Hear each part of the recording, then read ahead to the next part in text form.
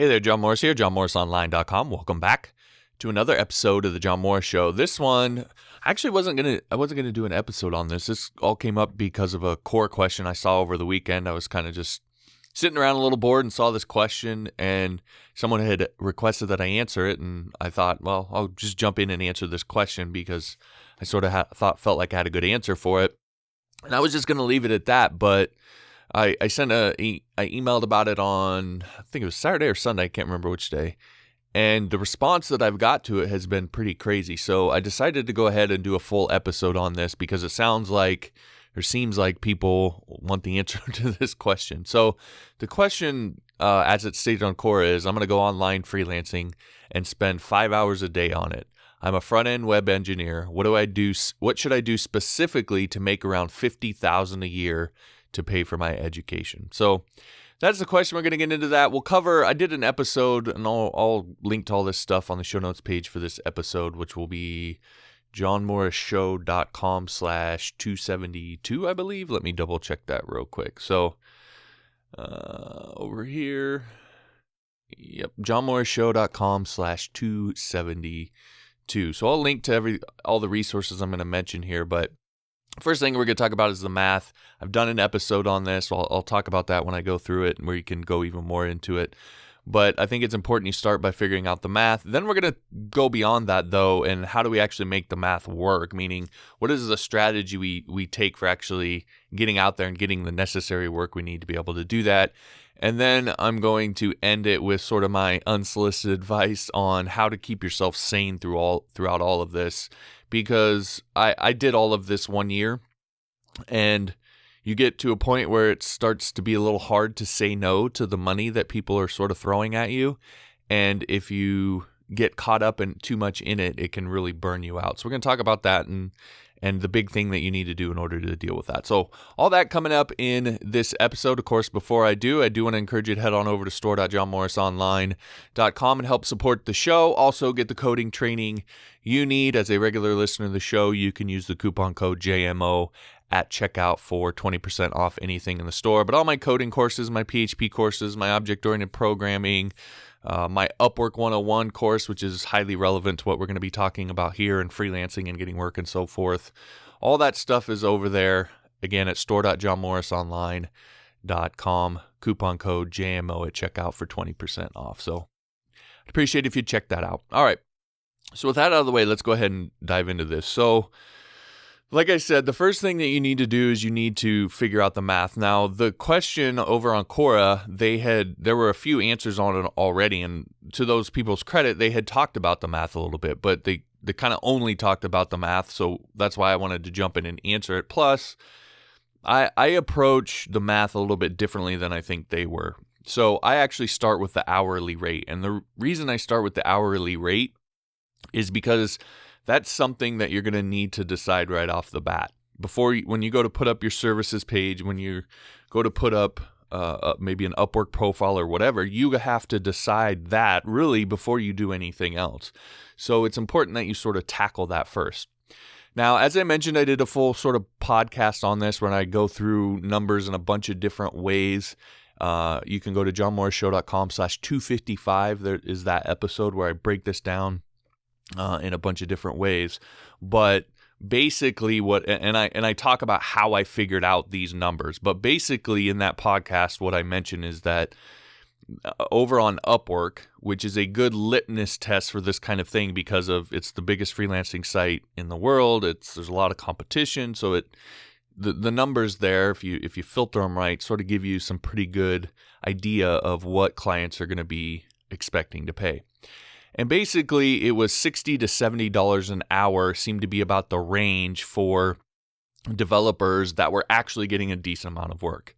And it's important to look at that because you could take all of the developers and try to look at the average, but some of those people may not be getting any work at all. And so it doesn't really help you to understand what clients are going to want or expect if you're looking at numbers based on developers or freelancers that aren't getting any work. So I set up the filters to figure all that sort of stuff out.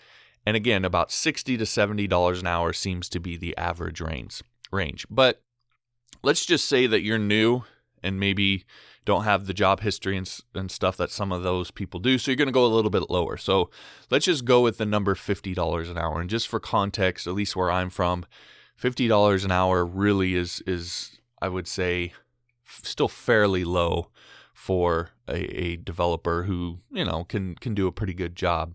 That's still fairly low. It's not a crazy big number.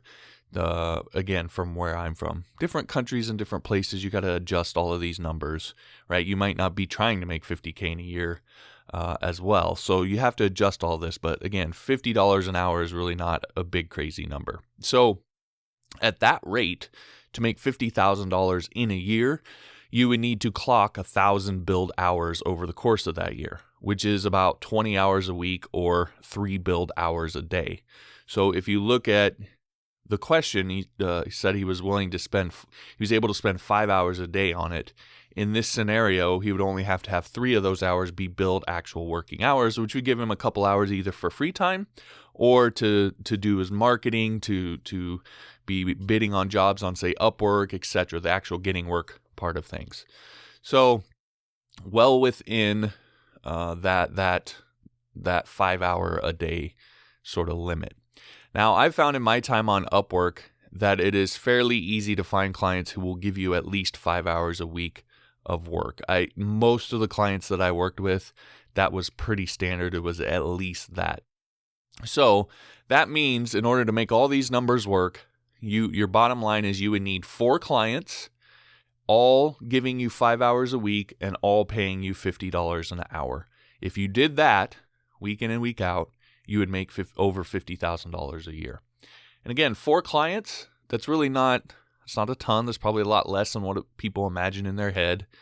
So it's not a ton of clients. 5 hours a week is not a lot of hours to get from an individual client. You may need to adjust. Some clients may not give you 5, so you may need 5 clients, whatever.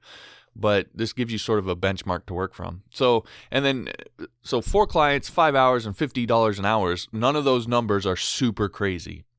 So this is entirely doable. Now, as I mentioned, of course, adjust these for your situations, and you don't have to use Upwork like I did when I did all this. Although, if you do use Upwork, I recommend checking out the podcast I did where I break down a 400K Upwork profile, one of the more successful profiles that I found over there, and I break it down and show you how they actually built their profile. And of course, modeling someone who's had a ton of success is a really good way to learn. So that episode is johnmorrisshow.com/236. If you are going to use Upwork, I recommend listening to that. But again, as I mentioned, you need to start off by doing the math and knowing what you've got to do on a daily, weekly, and monthly basis.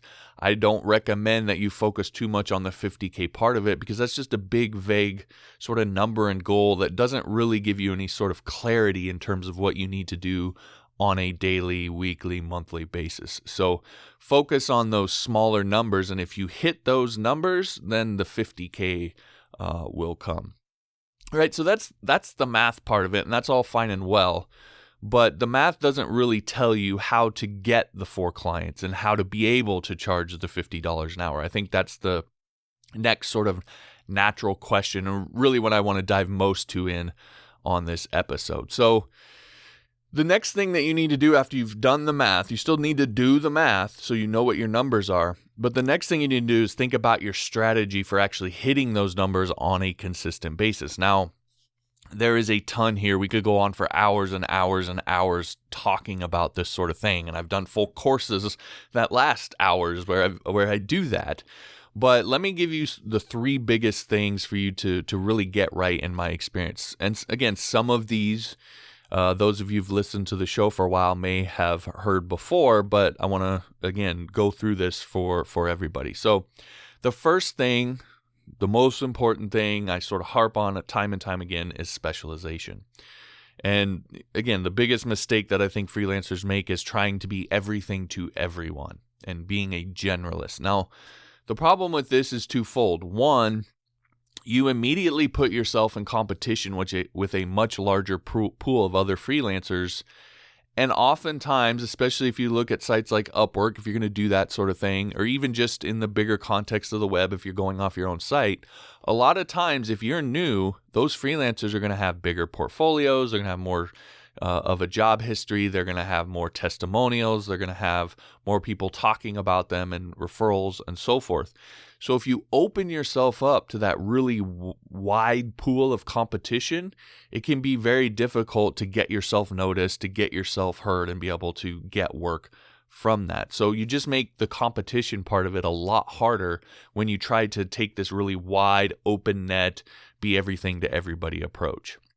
The second thing is that people just by nature, and I can't necessarily explain why this is, but if you look around you, it's fairly obvious, even in your own sort of dealings and your own thinking. But people just naturally don't believe that someone knows everything about everything, right? So it just comes off as less believable when you try sort of say, I can do anything web development wise. It just, unless you really have some hard proof to be able to demonstrate not only that you're a good developer, but you've worked in all of these different industries and you've done all these amazing things in all these different industries to really hammer home that I know everything about everything, it's not going to be naturally believable to people. And if you're new, you probably don't have that experience. You probably, don't have those things to show people. So when you open yourself up to that wide pool and you make the competition harder, and then you don't have the proof to back up your claims, it makes it pretty much impossible for you to get work. And it makes competing a lot harder. It makes yourself less believable. So the thing that you can do to get around that is to instead pick a niche and specialize in something. Now, again, I'll reference an episode I did here. If you go to johnmorrisshow.com, and you'll have to actually do a search on this one. This was before I got the numbering down right, but it's episode 192. So the title of it is What the Hell Should I Specialize In? The URL is really long, but again, it's just episode 192. I walk through how to actually figure out what you should specialize in and how to pick a niche. But you need to specialize in something. Now, when I did this, I specialized in building membership sites using WordPress. You could be a WooCommerce expert. You could be a landing page specialist. You could build social networks, whatever. Whatever it is, figure out an end result that is highly sought after. Right? Don't think in languages. Think in terms of end products, because those are the term in which clients think.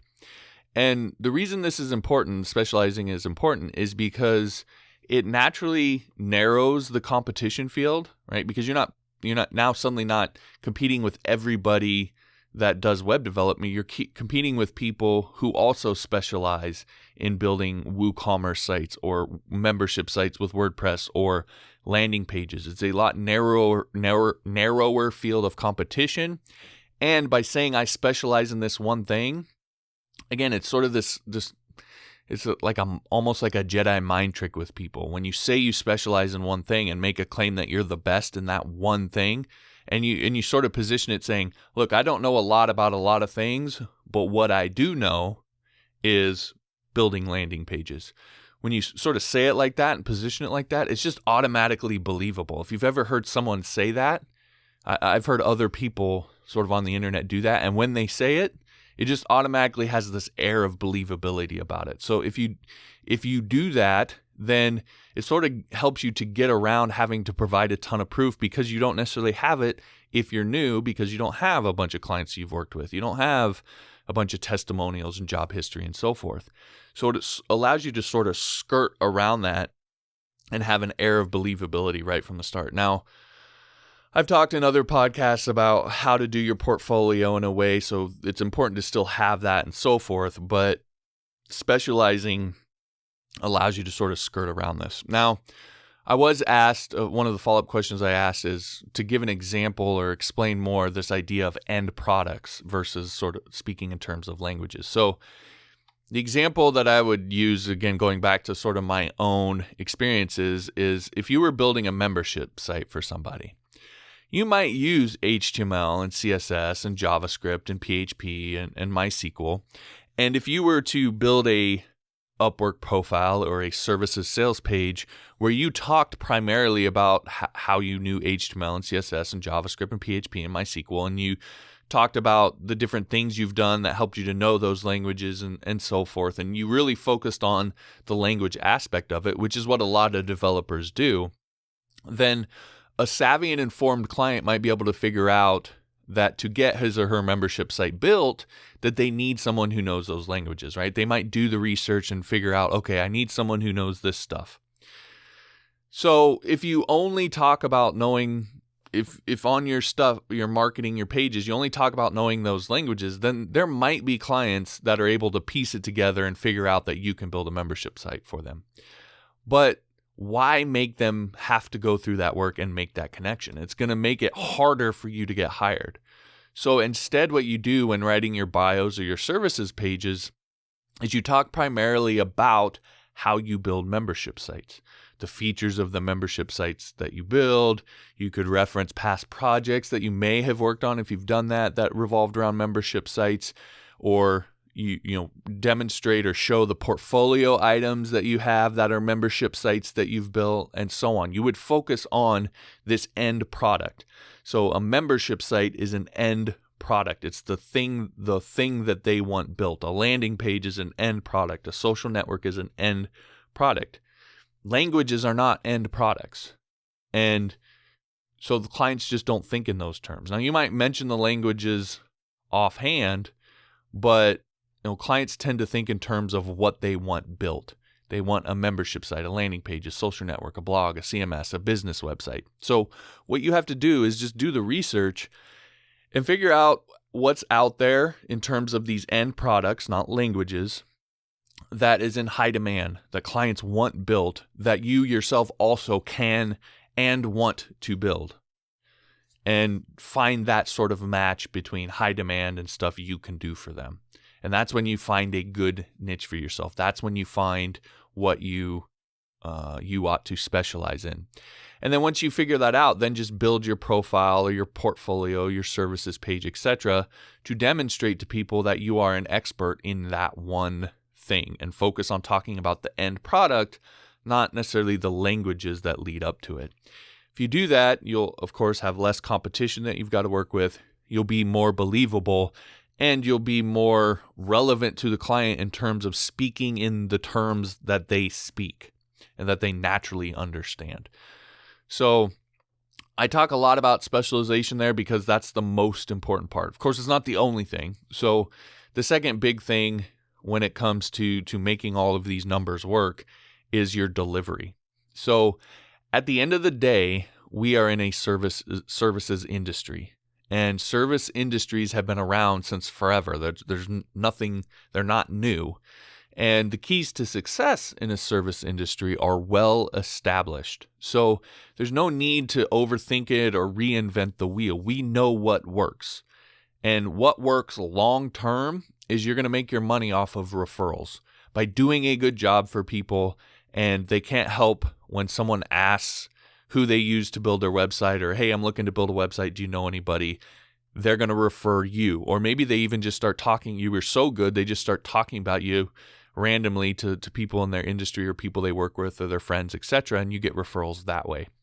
So again, long-term referrals is where you make your money in any service industry, including ours. Now, today that has a bit of a caveat because we have sites like Upwork, and they're really, really popular, and there's a lot of clients that go there to get work. So the way referrals work is a little bit different because those sites track things like job success score, client ratings, testimonials, etc. They actually put quantitative data to it and display it on your profile. So your referrals on sites like that aren't necessarily going to be those clients recommending you to somebody, although that can happen. But a lot of times it's people do a search and you rank high because you have a high job success score, and they see your job success score. They read through the testimonials and the things clients have said about you. They look at your ratings and so forth, and that is sort of how the referral happens. And so you have to keep that in mind, but it all ultimately comes down to delivery, because job success score, testimonials, ratings, they all come down to how you deliver. So there are three things to really nail when it comes to how you deliver. The first one is your delivery schedule. So one of the best things that you can do to wow a client is to develop and then give them your plan for executing on their project. So they have a bit of a roadmap. They have a sense of what's coming, what's happening, when it's happened, when each part is supposed to be done. And it helps relieve a lot of the anxiety that they feel because they see, okay, this gal has a plan and we're hitting our benchmarks here, so we're on track. Now, if you're specializing, this is really easy to do because the projects that you're doing, because you're limiting yourself to a specific niche, the projects that you do are generally going to be the same each time. So the first time you do it, you just write down, what you did, and then the next time you go to do that a similar project to that, you sort of have a roadmap right there. And as you go, each time you do one of these projects, you can sort of refine that, but then you take that and you give that to the client. So again, they have an idea of what's coming, and then just, like I said, give it to them and make sure you follow it. And if anything's off track or is going to change, you make sure you communicate that well to the client.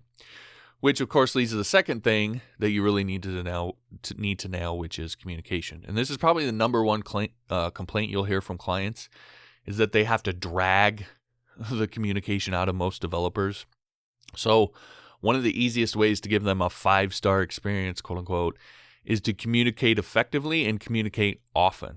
It helps keep them relaxed, helps keep them knowing what's going on, helps keep them from worrying about whether you're about to flake on them, because they probably had that happen to them in the past.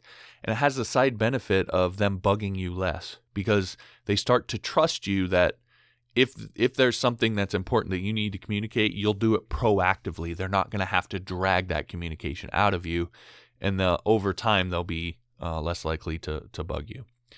So it benefits both parties in that sense. The third thing here then is speed. So I always caveat this by saying not at the cost of quality, because some people tend to think that those two things are mutually exclusive, and they're actually not. Because when you specialize, again, we've sort of hammered this, but when you specialize, you have that delivery schedule, and you're doing the same thing over and over, you're naturally going to speed up. So you can actually, and you're also going to get better at actually creating the thing you're creating. So your quality actually gets better, but your speed also actually gets better too. So they're not mutually exclusive. But again, so you don't want to do speed at the cost of quality, but you have to understand clients really pay attention to timelines, and they matter to clients. And one of the easiest ways to wow people is to do things faster than you said you were going to. So the trick here is how you manage expectations, in my opinion. Because if you tell a client it'll take 2 weeks to finish a project and it takes 3, then they're going to be disappointed. But if you tell them it's going to take 4 and it takes 3, then they'll be happy. Now, in both of those scenarios, the project took the exact same amount of time to complete. It took 3 weeks. But you're going to have a far different reaction from your clients depending on how you manage expectations and how you relay that timeline to them. So always keep that in mind. It's better to tell them it's going to take longer and then it takes less than to try and, in order to get the work, tell them it's going to take a short amount of time and then it takes longer. And you always should prioritize delivery and referrals over that immediate desire to want to get that particular project. It takes discipline to do that, but in the long run, prioritizing delivery over marketing is going to benefit you the most. All right, then the last big thing here to nail when it comes to the strategy here is you want to make sure you want to find ways to get exposure for what you do. So everything I covered so far is great, but it doesn't really matter if no one knows who you are or sees your sales pages or your freelancing profile and you're not getting any work. Now, sites like Upwork do help with that, but even then, I highly strongly recommend and think it's better that you take your marketing into your own hands and you have control of it instead of being at the mercy of, these other sites and so forth. So my suggestion is that you pick one medium to start off with, or one sort of site or method to start off with. So YouTube, it could be your own blog, it could be a podcast like this, it could be Stack Overflow, it could be Quora. There's lots of different sites and methods out there that you can use to build an audience. But you want to pick one and then start building that audience, start establishing credibility and gaining exposure to the services you offer. And again, pick one and dig into it deep. Really go all in on that one. If you try and do a bunch of different ones right off the bat, it can get sort of overwhelming and sort of spread you a little bit thin. And you really right at first want to nail down your ability to create that sort of content on these different sites and work on these sites. You really want to focus on getting good at one first before you branch out. So again, pick one and dig into it deep, and then just know the kind of content your ideal potential clients are looking for online. So for example, if I were again doing membership sites, I wouldn't make content based around social networks or landing pages. I would talk primarily about membership sites, and I would figure out the kind of content that people who are building membership sites are looking for. And there's tools out there like the keyword tool for Google AdWords. There's Google Trends. You can look at the YouTube searches and so forth, and try to get a sense of the kind of content that these people are naturally looking for. Sometimes it is going to be technical content that they're after. They're going to be looking for how to build their membership sites themselves and etc. But there's also going to be a marketing component to that. How do I create for membership sites? How do I create content on a consistent basis? There are going to be other things around that you can dive into, research, learn about, and then you can create content that will appeal to those people and give them some of that information. So when I built membership sites, for example, I might do a blog post on, say, how to integrate a WordPress blog with PayPal. And I'd lay out the actual steps for creating the PayPal buttons and handling the registrations on the back end, etc. And actually talk through exactly how to do it and give them the actual code for doing it, because I want to make this post really popular. I want people linking to it. I want to get it shared on social media. I want a lot of people coming to this post and it getting a lot of attention and traffic, because I know that there is a certain percentage of the people who visit that post who just won't want to mess with it. And there always is this percentage of people in anything, in any industry, who will read all that. They'll see all the codes there that they could do it themselves, and they'll be like, nah, I don't want to do it. I just don't even want to mess with it. I want to hire somebody. Well, why not hire the person whose post they just read that just wowed them and was sort of blew them away and got them to realize that this could all be done? Why not hire that person? So you make it easy for them to do that by putting a little message that speaks to all this at the end of a post like that. So you might say something like, don't want to mess with all this? I can do it for you. Here's a link to my profile to learn more about hiring me. And it can literally be that simple. You write a really good blog post that explains how to do something, and then at the end of it you say, don't want to mess with it all? I can do it for you. Here's a link to my profile. That's it. And if you create 50 or 100 blog posts or 50 or 100 YouTube videos or podcast episodes or whatever, if you create a bunch of those and do that in every single one of them, it won't take long before you have a lot of people that want to hire you and really get to the point where you have more clients than you can handle. So you need to go out and be proactive about getting that exposure, and that's a really great way to go and do it. Just make sure you pick one of these mediums and dive in on it specifically at first, and then once you sort of get a routine and get that down, then you can branch out. All right, the last thing that I want to talk about at this point is sort of give you some unsolicited advice about all of this. So everything I've talked to up to this point probably sounds great, and you're like, okay, I feel like I've got the numbers down. There's a pathway for me to do this. Hopefully feel like you've got some clarity on what exactly to do to actually get to this 50K mark. But I do want to warn you and say, be careful, because as all this starts to play out and you see it working, it gets really, really easy to get wrapped up in the momentum of it all.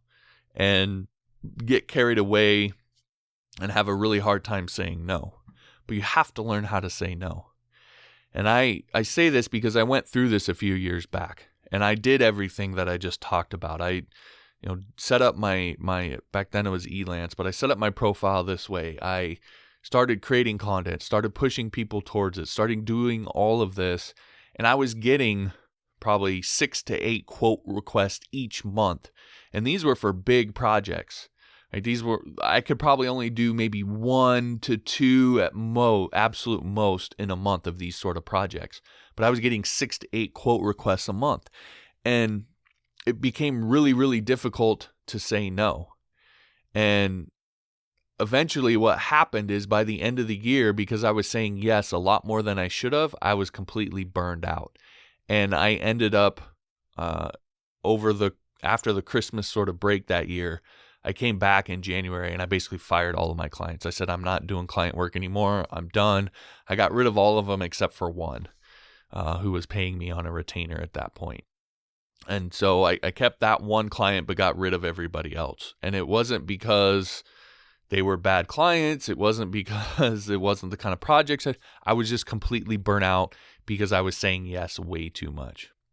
And so, again, you have to learn how to manage all of this in the scope of your life and not just work yourself to death, because it's really hard to turn down the money, but you're going to have to do it. Otherwise, what happens is you get burnt out. You sort of just say, screw everything, and you like go into a cave for like 2 or 3 months, and then you come back out, and now, you've sort of hurt your reputation, you've sort of hurt your momentum and so forth. So you have to think about how to manage all of it.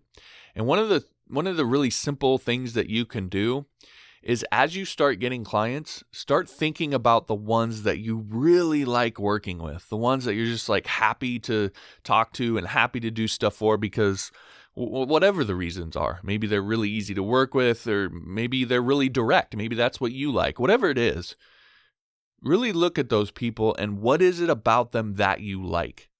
And what do all of these sort of clients that you like tend to have in common? And then start thinking about, well, how can you pre-select for those kinds of clients in your marketing? Are there things that you can say, or things that you can ask, or things that you require that will sort of weed out the people who don't fit this really ideal client that you like working with? And what are the red flags that you start to see for people that maybe you're not going to like working with? What are some of those that you can identify? And when you see them, the big thing is you have to be willing to walk away. You have to be willing to say no. Otherwise, you're just going to get overrun and overwhelmed, burn out, and just sort of walk away in a really bad, sort of abrupt, difficult way that could actually hurt you long term. So again, just think about that. Keep in mind that you have to learn how to say no, and good luck with everything. Hopefully you find this podcast helpful in doing all that. Now, if I might finish up here and humbly suggest to you that if you are planning on using Upwork as a part of all of this, then take a look at my Upwork course at upwork101.com. The reason why is it actually walks you through the building your profile step-by-step part. So each lesson actually takes a part of your profile and breaks it down and talks about how you should fill it out. So the title, the description, the portfolio, what tests to take, all that sort of stuff. And sort of it's all in the context of showing you the strategy to use when you're new to one of these particular sites. And it revolves around this idea of relevance over rank, which is really important when you're new, because it allows you to rank higher than you normally might when you have no job history, no success score, and all of that. And you can tap into it. It can be hard to compete on these sites when you don't have those things, and they are a lot about rank. However, Upwork specifically, if you look at what it says, it's not just about finding the best freelancers. It's about finding the best freelancers for a particular project. So there's a element of relevance there that is really, really important.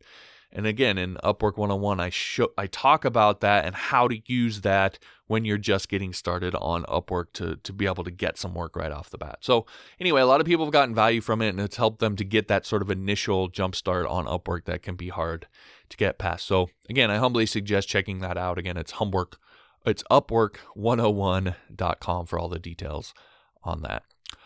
All right, that'll do it for this episode. If you liked the episode, I'd appreciate if you should share it with somebody who could use these tips and learn from this and get value from this. I'd greatly appreciate that. Also, if you want all the past episodes and all that sort of thing, and the links to subscribe on Android, iTunes, TuneIn, all that at johnmorrisshow.com. Also, as I mentioned, all the links that I've mentioned here and all that sort of thing, you'll find on the show notes page for this episode at johnmorrisshow.com/272. So if you're looking for that, that's where you can find all that.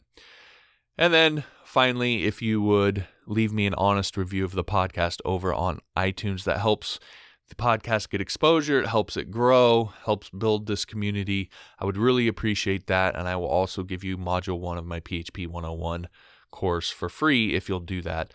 All the details on how to do that and how to get that Module 1 for free are at johnmorrisshow.com. Just click on the Start Here link at the top. All right. Thanks for listening. We'll talk to you next time.